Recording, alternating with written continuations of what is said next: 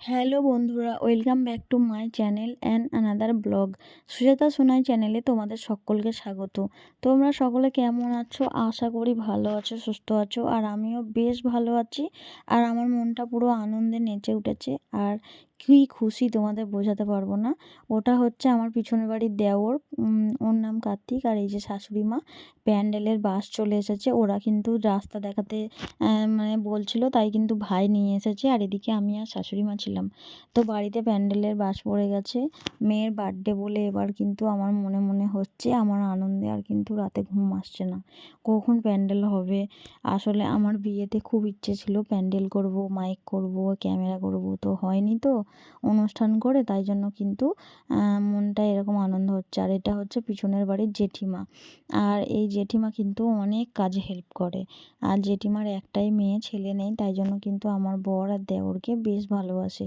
আর প্যান্ডেলের বাস চলে এসেছে, মানে এবার কিন্তু মানে বাড়িতে প্যান্ডেল হবে। আর আমার খুব ভালো লাগছে তোমাদের সাথে, তাই একটু শেয়ার করে দিলাম। তারপরে কিন্তু সন্ধ্যাবেলায় শ্বশুর, আমি আর শাশুড়ি মা, আর ওইটা হচ্ছে দাদু শ্বশুর, মানে আমার শাশুড়ি মা নগন করেছে।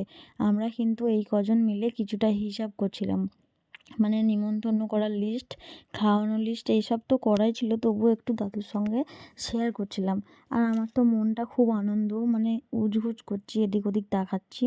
তো তারপরে আর কি হবে, আমার মনে হচ্ছে কখন আমি মানে প্যান্ডেল হবে। আর প্যান্ডেল হয়েছে, প্যান্ডেল চলে এসেছে, আর আনন্দ করবো না? তাই জন্য কিন্তু শ্বশুর মশাই চিকেন নিয়ে চলে এসেছে। চিকেন কষা হচ্ছে আর ভাত হচ্ছে। তো বাড়িতে প্যান্ডেল হচ্ছে মানে অনুষ্ঠান, অনুষ্ঠান বাড়ি মানেই তো ভালো ভালো খাওয়া দাওয়া হবে, তাই না?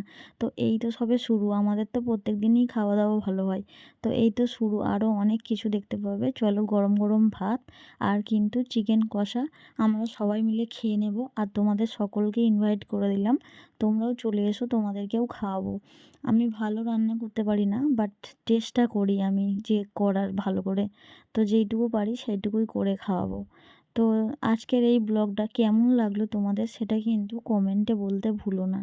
আর মাংসটা দেখতে কেমন হয়েছে ওটাও বলো। আর লাইক, কমেন্ট, শেয়ার করতেও ভুলো না। এখানটা দিয়ে এসে দেখছি শাশুড়ি মা, দাদু শ্বশুর আর বাপি তিনজনে মিলে কিন্তু বেশ আনন্দে টিভি দেখছে।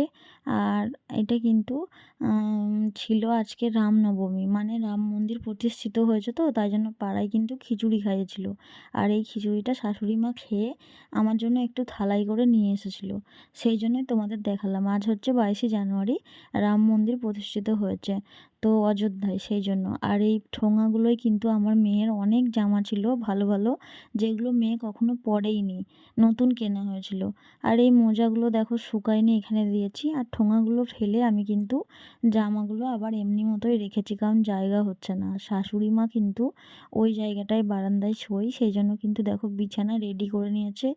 আর একটা শ্বশুরমশাইয়ের সাইকেল, আর একটা কিন্তু আমার ভাইয়ের আমি এখানে এনে রেখেছি। তো যাই হোক, এগুলো কিন্তু সবটাই তোমাদের সাথে শেয়ার করছি। আর বাথরুমের পাশ দিয়ে কিন্তু দেখলাম যে বাথরুমটা বন্ধ আছে কিনা। তো ভাতটা কিন্তু গল্প করতে করতে আমার হয়ে গেছে। আর চিকেনটাও আমার সিদ্ধ করতে হবে, তাই জল দিয়ে একটু জলটা ফুটিয়ে নিলাম। আর এই দেখো খেতে দিয়ে দিলাম। শাশুড়ি, শ্বশুর আর আমি তিনজন মিলে খেতে বসে গেছি। তো চিকেনটা তো খেয়ে বাপি বলেছে ভীষণ ভালো হয়েছে, মাও বলেছে খুব ভালো হয়েছে। তোমাদের দেখতে কেমন লেগেছে সেটা অবশ্যই বলো।